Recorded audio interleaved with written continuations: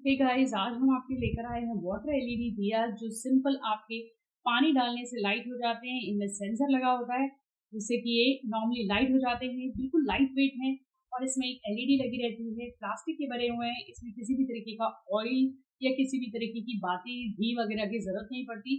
Simple आपके घर में पानी होगा, पानी से ही ये डालने से लाइट हो जाती है। देखिए कितना बढ़िया सेंसर है। मैं इसमें पानी डाल रही हूँ और इस तरीके से लाइट हो रही है। आपको सबसे छोटा पैक 6 दिए का मिल जाएगा। इससे ज़्यादा दिए अगर आप लेना चाहें तो 12 का, 24 का हर तरीके का पैक अवेलेबल है।